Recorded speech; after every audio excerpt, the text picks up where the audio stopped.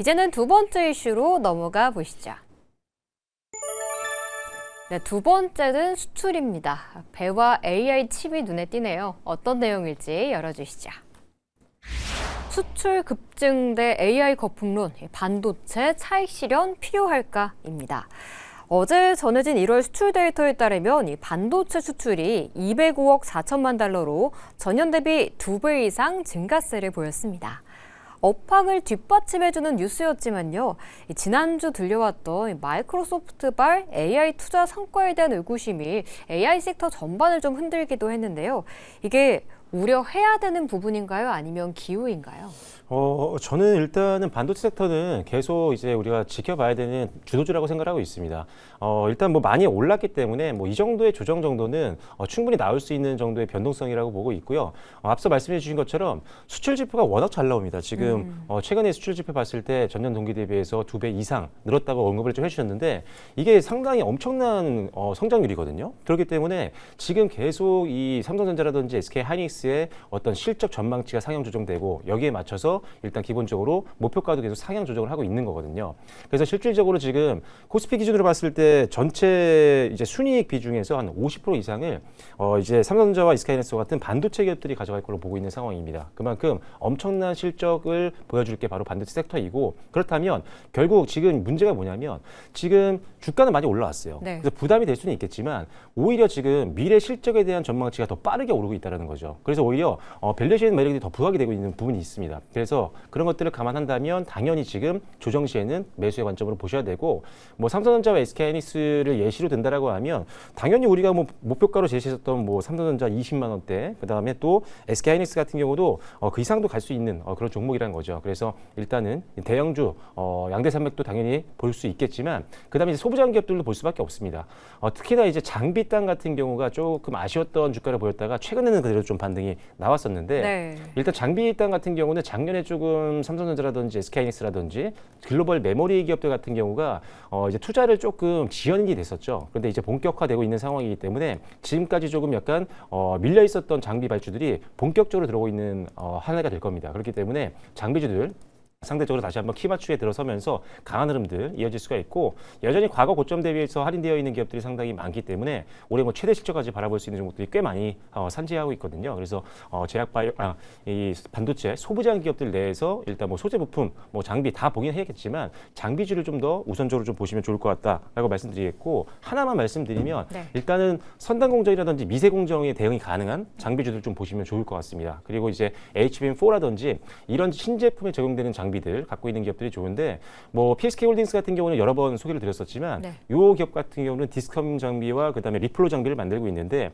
코어스 공정이라든지 아니면 HBM4 공정에서 장비가 더 많이 사용이 되거든요. 그래서 구조적으로 장비 수요가 늘 수 있는 기업들 이런 기업들을 우선적으로 보신다면 실적도 기대치 이상이 나올 수 있기 때문에 이런 기업들 위주로 보시면 좋을 것 같습니다. 네, 지난주에 뭐 동진 세미캠도 말씀해 주셨고 네, 피스코홀딩스도 짚어주셨잖아요. 네. 이번 주에 볼만한 종목도 하나 더 던져주세요. 이번 주에 볼 종목이요. 일단 지금 조정이 좀 나왔기 때문에 한 종목만 말씀을 드리면 HPSP도 좋습니다. 한번 차트 한번 보여드릴게요. 네. 자, HPSP 같은 경우는 고압수소 어닐링 장비를 만들고 있는 기업인데 지금 사실 어제까지도 단기 최고가를 찍었다가 오늘 시장가가 밀리면서 지금 8%대 내려왔거든요. 그러네요. 그래서 그동안 잡지 못하셨던 분들은 잡을만 한데 이 고압수소 어닐링 장비 같은 경우도 실질적으로 지금 뭐 TSMC라든지 아니면은 기타 메모리 반도체라든지 위탁 생산 모두 다 수율을 높이는데 가장 기여를 많이 하는 장비입니다. 특히나 이제 TSMC를 필두로 하고 있는 코어스 공정 쪽에서는 이 제품이 더 많이 필요한 필수 장비로 지금 불리고 있는 상황이거든요. 그래서 일단 고압수소 어닐링 장비 같은 경우는 이 회사가 글로벌 1위이기 때문에 지금도 아직 단기로 올랐지만 과거 고점이었던 뭐 6만 원대까지도 한번 중장기로 목표가를 설정해도 되는 종목이니까요. HPSP를 일단 단기적인 탑픽으로 말씀을 드리도록 하겠습니다. 네, 장비주 내에서 HPSP도 눈여겨보시면 좋을 것 같습니다. 전문가님은 지난주에 우리 SK 하이닉스 이야기하면서 이 상반기에 조금 고점을 찍고 어느 정도 좀 차익 실현도 필요하다라는 관점을 주셨잖아요. 말씀 듣고 차익 실현하신 분들은 너무 행복하실 것 같지만 지금 구간에서도 가지고 계신 분들이라면 이 투톱에 대한 대응 전략은 어떻게 세워야 될까요? 일단 지금 관점에서는 여전히 보유하고 있는 전략은 맞다라고 생각하고 있지만 다만 이제 전고점 구간을 뚫을지 그게 가장 관건이라고 생각하고 있고요. 거기에다가 지금 뭐 수출도 많이 증가를 했고 실적도 증가하는 추세에서 저는 더 신경을 써야 될 게 설비 투자와 관련된 부분이라고 생각하고 있습니다. 미국에서도 이번에 마이크로소프트가 설비 투자에 대한 것들이 아쉽게 나오게 되면서 네, 주가가 급락을 했잖아요. 그러니까 설비 투자 대비해서 성장률이 둔화가 됐을 때 그때 이제 급락하는 기업들이 굉장히 많아지는 것 같더라고요. SK 하이닉스가 이번에 발표를 했던 게 이제 매출액에서 한 30% 정도 설비 투자에 이제 쓸 거다라고 이야기를 했었는데 이 설비 투자에 대한 비중이 유지가 되는지와 그리고 설비 투자 대비해서 성장률이 유지가 되는지 그게 이제 장기적으로 봤을 때 가장 중요한 요소라고 생각을 하고 있습니다. 그래서 앞으로는 이제 반도체 기업들의 실적을 볼 때 설비 투자에 대한 전망들이라던가 성장률도 같이 눈여겨보셔야 된다라고 말씀을 드리도록 하겠고요. 차트적인 관점에서 조금 말씀을 드리도록 할게요. 지금 관점에서 보유자분들도 많이 계실 것 같고 뭐 신규 접근을 지금 상황에서 해야 되는지도 맞아요. 고민하시는 분들도 분명히 계실 것 같은데요. 뭐 삼성전자도 그렇고 SK 하이닉스도 그렇고 지금 관점에서 20선까지 좀 매물이 열려 있어요. 이 구간이라고 한다면은 대략 한 77만 원대 구간인데 이게 과거 고점 구간이었죠. 네. 그런 만큼 이 구간까지는 밀릴 가능성을 열어두고서 대응을 하시는 게 좋겠다라고 생각하고 있고요. 만약에 뭐 단기 스윙 관점에서 접근을 하시는 분들이라면 사실 뭐 단기 스윙을 하기에는 다소 큰 종목이긴 하지만 이 77만 원 선까지 내려왔을 때 좀 매수 관점에서 접근을 했다가 전고점까지 올라왔을 때 매도하는 전략으로 추구하시는 게 좋을 것 같고 만약에 전고점 구간까지 뚫지 못하고 밀리게 된다면은 그때는 이제 전략 매도하는 전략이 저는 맞을 것 같다라고 판단을 하고 있어요. 네. 근데 만약에 전고점을 뚫게 된다라고 한다면은 이제 좀 더 추세를 이어나갈 가능성이 높기 때문에 그 관점을 보유 관점을 유지하시고 대신에 제가 지난번에도 말씀드렸던 것처럼 대형주들 같은 경우에 패턴이 명확하게 나와주는 종목들이 많이 있어요. 에코프로 같은 경우에도 과거에 쌍봉 만들고 나서 추세가 하락을 했거든요.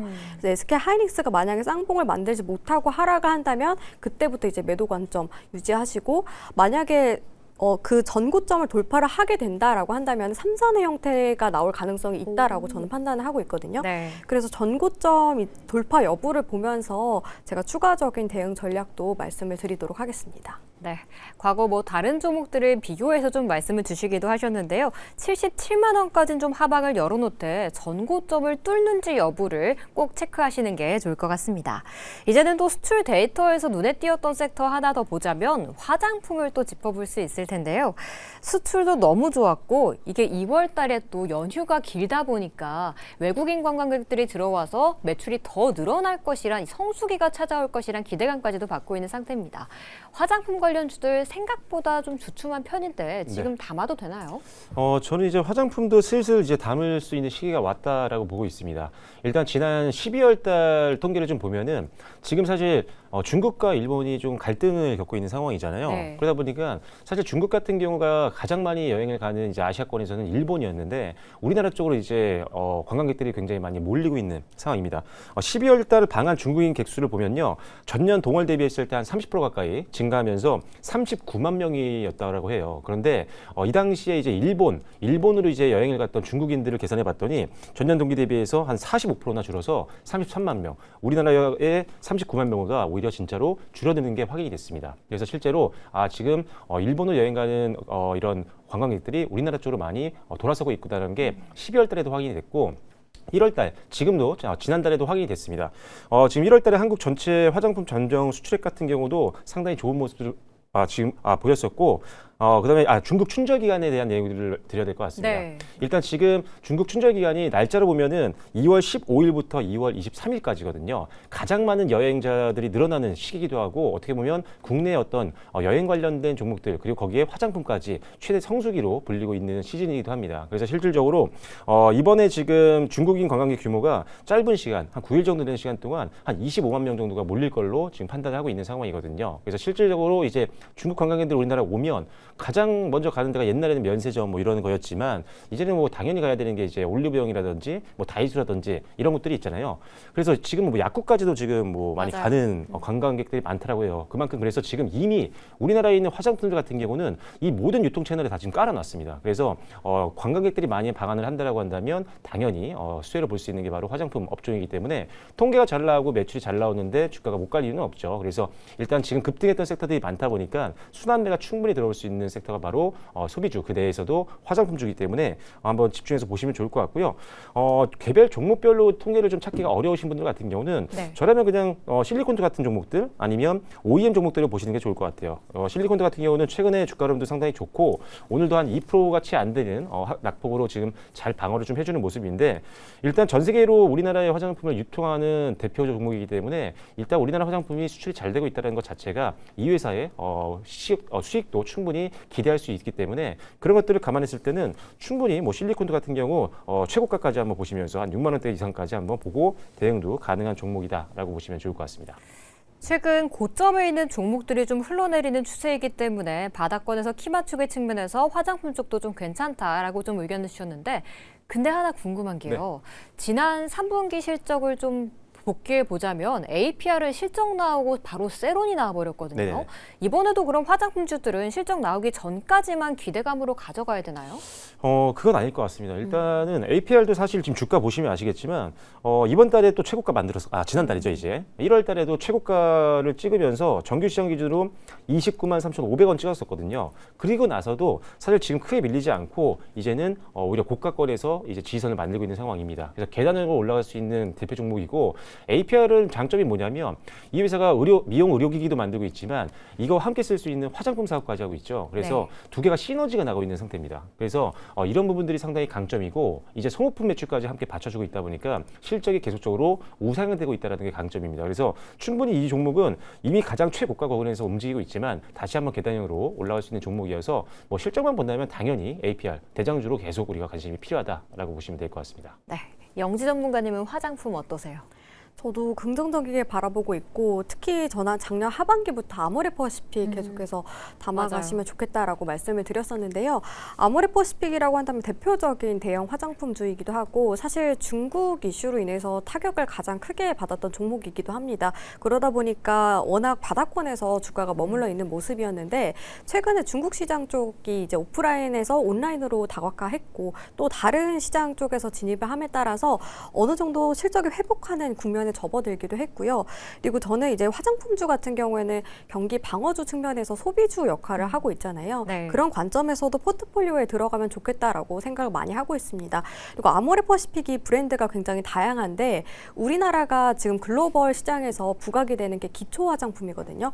아무래도 색조 같은 경우에는 이미 중국이라던가 일본이 많이 따라잡은 모습이고 우리나라 같은 경우에는 기초 화장품에 있어서 성분이 굉장히 좋다라는 그런 강점을 갖고 있는데 그런 부분들이 아모레퍼시픽 그 브랜드들 중에서도 부각이 되는 것들이 굉장히 많이 있습니다. 장기적으로 아모레퍼시픽은 긍정적이게 바라보고 있고요. 저도 OEM하고 ODM 업체도 굉장히 긍정적이게 바라보고 있는데 사실 화장품 업체들이 이 성수기가 1분기 지나서입니다. 겨울 같은 경우에는 사실 야외 활동도 많이 하지도 않고 뭐 색조 화장품 같은 경우도 야외 활동이 적으면 화장품도 수정 화장도 많이 안 하게 되잖아요. 네. 뭐 선크림 같은 경우에도 여름에 더 많이 하게 되고 그러다 보니까 1분기 좀 지나가게 되면은 어느 정도 계절적인 성수기에 접어들게 되는데 그때 이제 뭐 색조 화장품이라던가 기초 화장품에 대한 수요가 증가하게 되면서 뭐 ODM이라던가 OEM 업체들도 같이 실적의 개선이 되는 그런 국면에 접어들 가능성이 높습니다. 그래서 뭐 실적 측면으로 본다라고 하신다면은 지금 관점에서 OEM이라던가 ODM 업체들도 접근해 보셔도 좋겠다라고 생각을 하고 있고요. 지금 이렇게 변동성 국면에 접어들게 되면서 뭐 금리에 대한 불확실성이라던가 경기에 대한 불확실성이 커진 상황이잖아요. 그런 만큼 저는 포트폴리오의 화장품주를 이제 소비주 관점에서 방어를 하는 전략으로도 같이 편입시키는 것도 저는 좋겠다라고 생각을 하고 있어요. 이번에 또 춘절 이슈도 있으니까 그런 관점에서도 포트폴리오에 담으면서 어느 정도 방어하셨으면 좋겠다라고 말씀드리도록 하겠습니다. 네, IT 섹터들이 여러 이슈들을 흔들릴 때 방어제 측면에서 소비주 내 화장품을 담아보는 것도 좋겠다는 이야기 해주셨습니다.